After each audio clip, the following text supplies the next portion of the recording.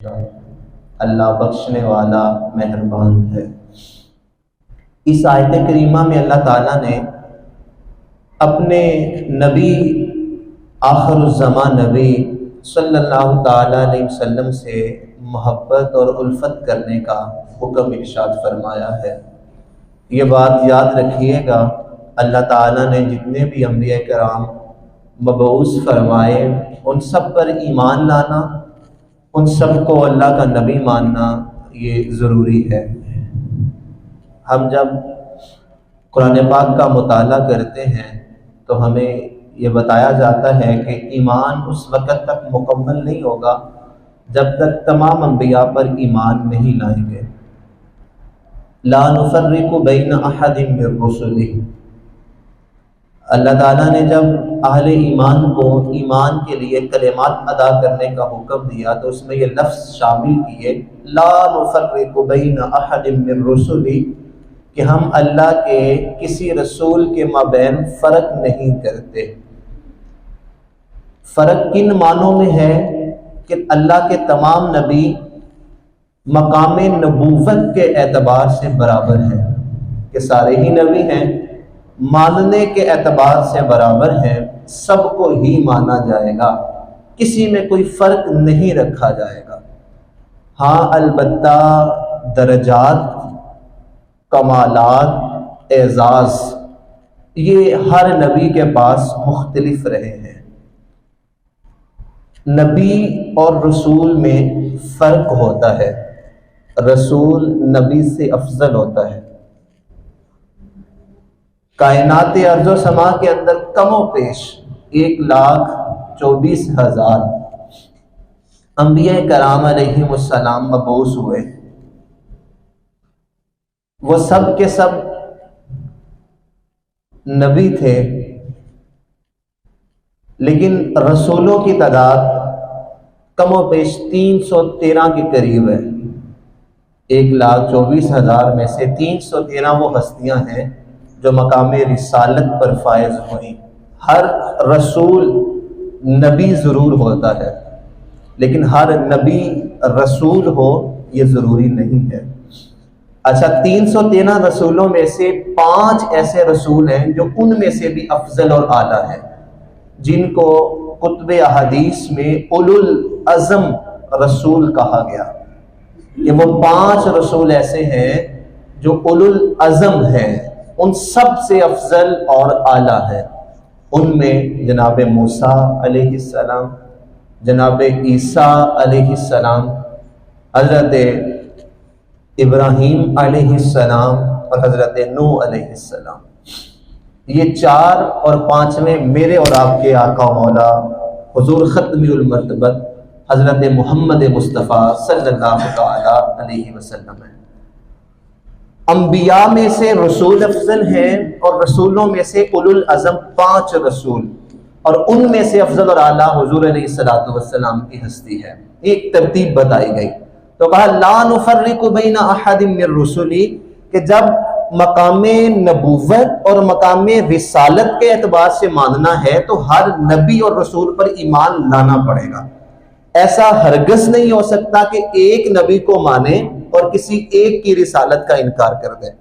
جس طرح کئی قومیں ایسی آئیں جنہوں نے اپنے موجودہ نبی جو تھے ان کو تو مانا، لیکن قبل اور بعد میں آنے والے کا انکار کر بیٹھے، اور کئی ایسے تھے کہ جنہوں نے بعد میں آنے والوں کو تو مانا لیکن جو گزشتہ تھے اس کا انکار کر بیٹھے، تو وہ قومیں مردود ہوئیں، بارگاہ خدا بندی سے ٹھکرا دی گئیں۔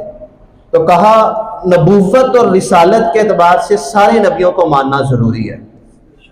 دوسری بات، ماننا بھی ہے اور ان کے لیے دلوں میں محبت اور عقیدت کے جذبات بھی رکھنے ہیں۔ کہیں ایسا نہ ہو کہ تمہارا عقیدت کا غلو تمہیں اس بات کی طرف لے جائے کہ تم اپنے نبی کی محبت میں آ کر کسی اور نبی کی تکفیر کر بیٹھو۔ یہ ایمان اس چیز کا نام نہیں ہے کہ اپنے نبی اور رسول کی شان اور عظمت کو مانتے مانتے کسی اور رسول یا نبی کی بے ادبی کر بیٹھے۔ ایمان اس چیز کا نام ہے، ہمیں جو امت وسط بنایا گیا کہ ہم نے اپنے نبی کو امام الانبیاء ماننا ہے، اپنے نبی کو نبیوں کا سردار اور نبیوں کا امام ماننا ہے، اس کے ساتھ ساتھ جناب موسیٰ علیہ السلام کو بھی ماننا ہے، حضرت عیسیٰ علیہ السلام کو بھی ماننا ہے۔ ان کی قومیں جو اب کر رہی ہیں وہ ان کی تعلیمات نہیں تھیں، انہوں نے اپنے نبیوں کی تعلیمات کو بھلا کر ان کو مسخ کر دیا۔ تو اس میں اس بات کا ہرگز اجازت نہیں دی جائے گی کہ ان کو دیکھ کر ان کی شریعت اور ان کے نبیوں کی نبوت اور رسالت پر کوئی بات کی جائے۔ تیسری اہم بات، ماننا بھی ہے، محبت کے جذبات بھی رکھنے ہیں، اور اس بات پہ یقین بھی ہے کہ کسی نبی سے اگر ہم ایک لمحے کے لیے بھی پیار کریں گے، اللہ اس پیار اور محبت کو بھی رائے گا نہیں جانے دے گا۔ وہ ایک لمحے کے لیے کی ہوئی محبت بھی اللہ تعالیٰ اس پہ ضرور اجر عطا فرمائے گا۔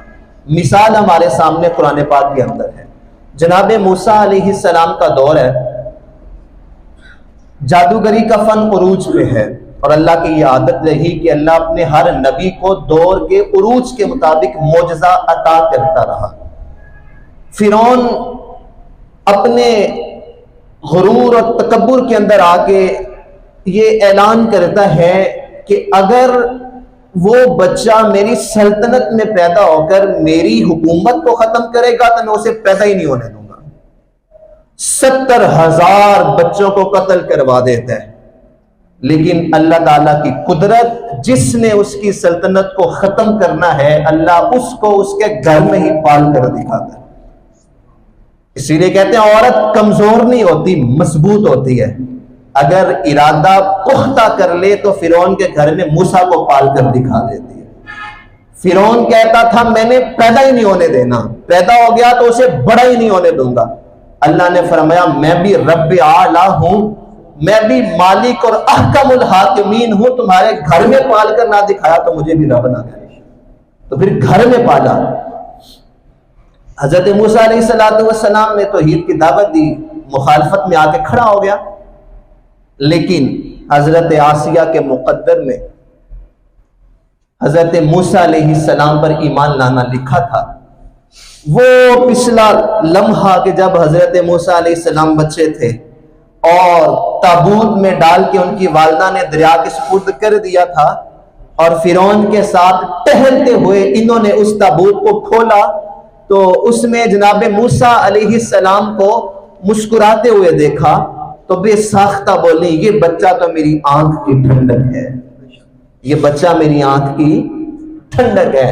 علماء نے لکھا وہ جملہ جو حضرت آسیہ نے حضرت موسیٰ علیہ السلام کو دیکھ کر بے ساختہ بول دیا تھا کہ میری آنکھ کی ٹھنڈک ہے، اسی جملے کا سبب تھا کہ اللہ نے ان کو بعد میں ایمان کی دولت عطا فرما دی۔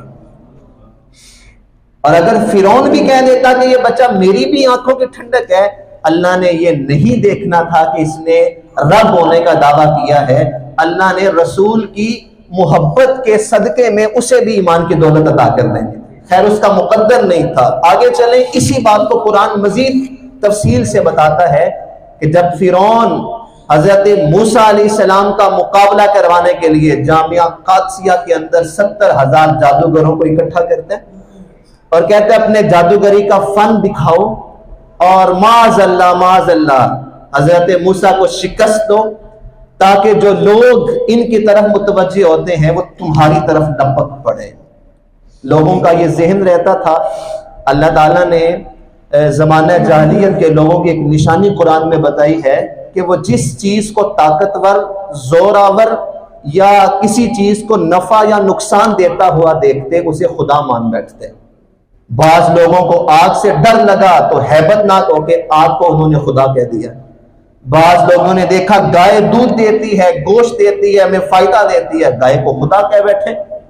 تو یہ جن کی عقل پہ پردہ پڑ جائے ان لوگوں کا یہ حال ہوتا ہے کہ جس سے نفع ملا، جس سے نقصان کا اندیشہ ہوا، اس کے سامنے اپنا سر جھکا دیا اور اسے اپنا معبود حقیقی ماننے لگے۔ تو کہا کہ لوگ تمہاری طرف لپکیں گے۔ مقابلہ منعقد کروا دیا گیا، لوگ دور و نزدیک سے جمع ہوئے۔ قرآن کہتا ہے وہ 70,000 جادوگر جناب موسیٰ علیہ السلام کے مقابلے میں آئے اور انتظار کرنے لگے کہ اللہ کے نبی تشریف لائیں گے. یہاں وہ 70,000 کی فوج آئی ہے اور ادھر جناب موسیٰ آئے. کس شان سے آئے؟ اکیلے ہی آ گئے, اکیلے ہی آگے. بتایا کہ بندہ حق پر ہو تو افرادی قوت سے کوئی فرق نہیں پڑتا, اللہ ایک کو ہی فتح کا جھنڈا عطا فرما دیتا ہے. اور وہ مقابلے والوں کو پتا تھا کہ اللہ کا نبی اکیلا آئے گا. 1 2 2 3 ہزار آ جاتے, 70,000 آئے. انہیں پتا تھا کہ اللہ کے نبی کے پاس یہ طاقت ہوتی ہے, جتنے بھی آ جائیں اللہ کا نبی سب پہ حاوی ہوتا ہے. تو سب آئے. انہوں نے حضرت موسیٰ علیہ السلام کو جب دیکھا تو ایک جملہ کہا اے اللہ کے نبی, پہلے آپ باری ڈالیں گے یا ہم ڈالیں؟ اب وہ نبی تو مانتے نہیں تھے, با کمال مانتے تھے, شان اور عظمت والا مانتے تھے. کہنے لگے کہ پہلے آپ باری کریں گے یا ہم کریں. یہ محبت کا ایک انداز ہوتا ہے. 2 لوگ بیٹھ کے کھانا کھا رہے ہوں تو آپ کہیں نہیں پہلے آپ شروع کریں. ایک محبت کا اشارتاً انداز ہوتا ہے. انہوں نے صرف اتنی بات کہی کہ پہلے آپ باری ڈالیں گے یا ہم ڈالیں. اللہ تعالیٰ نے اسی جملے کی وجہ سے ان 70,000 جادوگروں کو ایمان عطا فرما دیا کہ میرے نبی کے ادب, میرے نبی کے اعزاز اور میرے نبی کی محبت میں ایک جملہ کہا کہ پہلے آپ کریں گے. یہ ان کو عزت دی. کہا اسی کی وجہ سے میں تمہیں ایمان عطا فرما رہا ہوں. فَأُلْقِيَ السَّحَرَةُ سَاجِدِينَ. قرآن کہتا ہے 70,000 جادوگر جناب موسیٰ نے جب اپنا فن دکھایا سجدے میں گر کے ایمان لے آئے.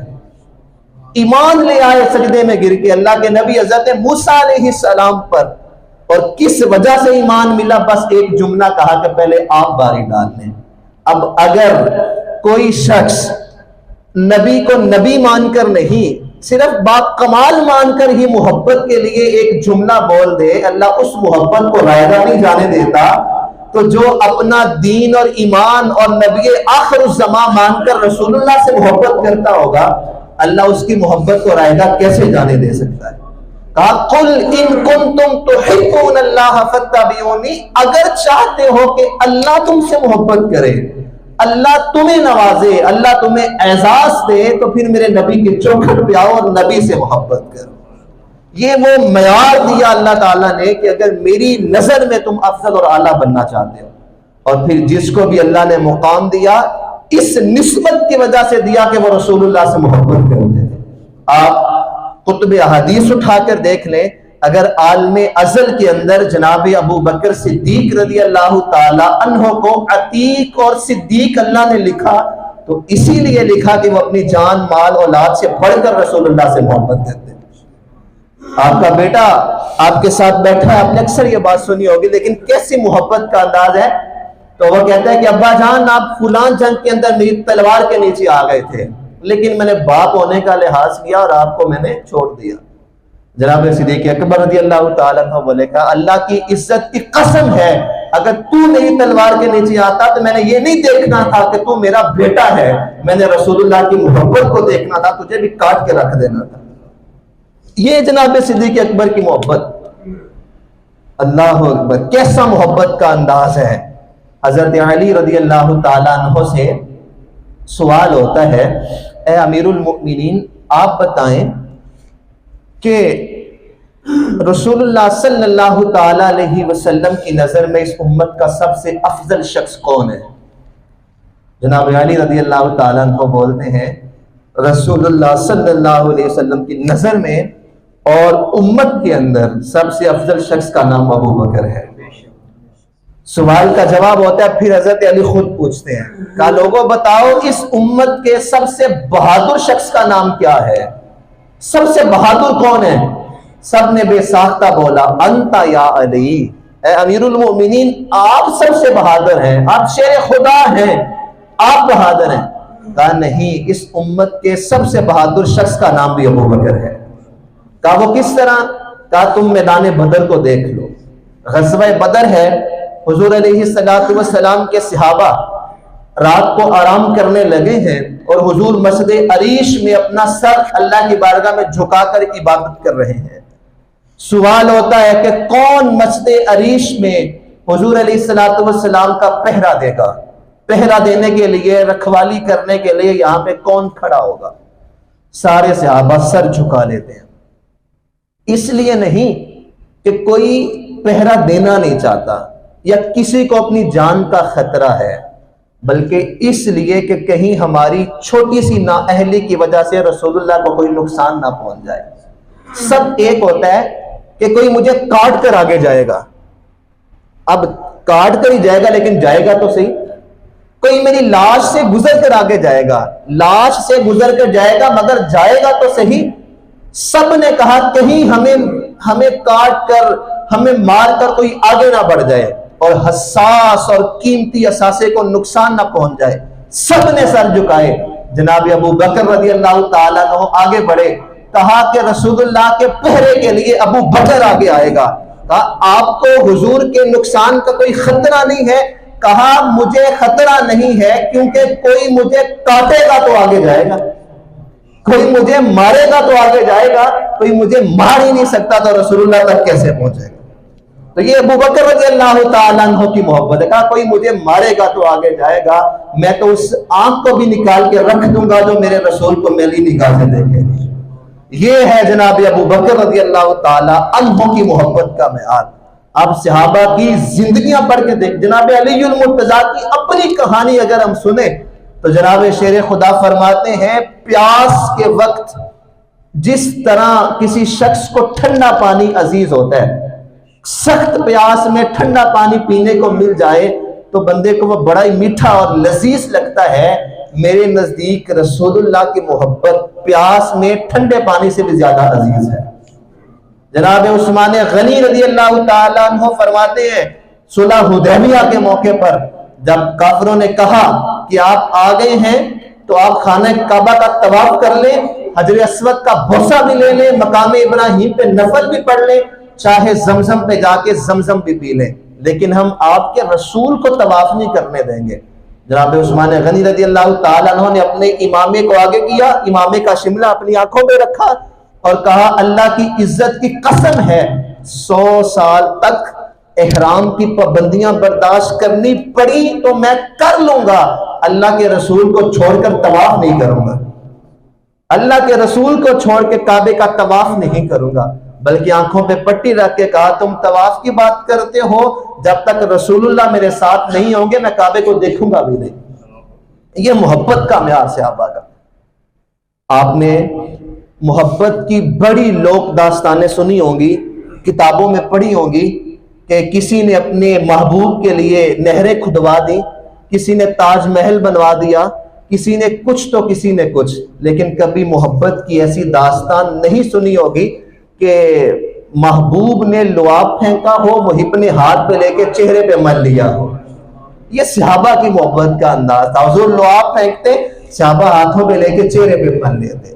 وضو کا پانی بچتا، صحابہ اس کو آب شفا کے طور پہ رکھ لیتے۔ حضور علیہ السلام کے مبارک وجود سے پسینہ نکلتا، صحابیہ اس کو شیشی میں محفوظ کر کے اپنی بیٹی کے لیے بطور جہیز رکھ لیتے، اور اگر وہ خوشبو کسی کو استعمال کرنے کو مل جاتی تو گلیوں سے گزرتا تو گلیاں بھی مہک جاتی۔ ایک صحابیہ حضور علیہ السلام کی بارگاہ میں آ کے عرض کرتی ہیں حضور میں غریب عورت ہوں، بیٹی کی شادی ہے، عرب کا رواج ہے جہیز میں کچھ دیں یا نہ دیں خوشبو ضرور دیتے ہیں، لیکن میرے پاس تو خوشبو دینے کے لیے بھی پیسے نہیں ہیں۔ حضور علیہ السلام نے کہا جاؤ پھر گھر سے ایک شیشی، ایک مرتبان، ایک شیشی لے آؤ۔ وہ گئی اور ایک شیشی لے آئی اور حضور علیہ السلام نے اپنے مبارک بازو آگے کیا اور اس سے پسینے کے قطرے ٹپک رہے تھے، کہا اس کو بھر لو کہ تمہارے لیے خوشبو کے کام آئے گی۔ اس صحابیہ نے حضور کے پسینے کو محفوظ کیا، بیٹی کو جہیز میں دیا، گھر میں جا کے اس نے خوشبو لگائی، پورے مکے کے اندر اس کا گھر بیت المطیبین کے نام سے مشہور ہو گیا۔ جو بھی بولتا وہ کہتا وہ خوشبوؤں والا گھر دیکھا ہے، وہ خوشبوؤں والے گھر سے یہ چیز لانی ہے۔ تو جہاں حضور علیہ السلام سے محبت کا عالم یہ ہے کہ صحابہ پسینے کو محفوظ کر رہے ہیں۔ حضور علیہ السلام جب اپنے مبارک بالوں کو سنوارتے اور حجام آ کر حضور علیہ السلام کے مبارک بالوں کو تراشتا تو حدیث کے لفظ حضرت عبداللہ ابن عباس کہتے ہیں صحابہ کی محبت کا عالم یہ ہوتا تھا کہ صحابہ حضور کے گرد طواف کرتے تھے اور اپنے ہاتھوں کو آگے کر کے کہہ رہے ہوتے تھے ایک بال ہمیں بھی مل جائے، ہمیں بھی مل جائے، ہمیں بھی مل جائے۔ یہ محبت کا عالم ہے۔ تو کہا ان کنتم تحبون اللہ، اگر چاہتے ہو اللہ تم سے محبت کرے، اللہ تمہارے گناہوں کو بخش دے، تو جب اللہ سے توبہ کرو تو ہاتھ میں رسول اللہ کا دامن تھام کے آؤ۔ مجرم ہو تو منہ اشکوں سے دھوتے ہوئے آؤ، آؤ در تواب پہ روتے ہوئے آؤ۔ قرآن میں مذکور ہے توبہ کا طریقہ، سرکار کی دہلیز سے ہوتے ہوئے آؤ۔ محمد جانے جانا ہے، پیغمبر ہو تو ایسا ہو، رسولوں کی بشارت سے مبشر ہو تو ایسا ہو، امر توقیر کا سب کو مؤکر ہو تو ایسا ہو، کیا ہم کو غلام اپنا مقدر ہو تو ایسا ہو۔ اور علامہ اقبال نے اپنا سارا فلسفہ 2 لفظوں میں نچوڑ دیا۔ اگر علامہ اقبال کی شاعری کو پڑھیں، آپ کے ملفوظات کو پڑھیں، اس کا رس نکالیں نا، تو جو حاصل کلام نکلتا ہے وہ یہی ہے، کی محمد سے وفا تو نے تو ہم تیرے ہیں، کی محمد سے وفا تو نے تو ہم تیرے ہیں، یہ جہاں چیز ہے کیا لوح و قلم تیرے ہیں۔ اقبال کہتا ہے اگر حضور سے محبت کرو گے نا تو پھر تمہاری تقدیر کے فیصلے کوئی غیر نہیں کرے گا، اللہ تمہارے ہاتھ میں قلم بھی دے دے گا، لوح بھی دے دے گا، پھر جیسا چاہو گے اپنا مقدر خود لکھتے جاؤ گے۔ پھر اللہ وہ مقام دے گا کہ خدا بندے سے خود پوچھے بتا تیری رضا کیا ہے۔ اللہ تعالی ہمیں حضور علیہ الصلوۃ والسلام کی ذات اقدس سے محبت کرنے کی توفیق عطا فرمائے، آمین بجاہ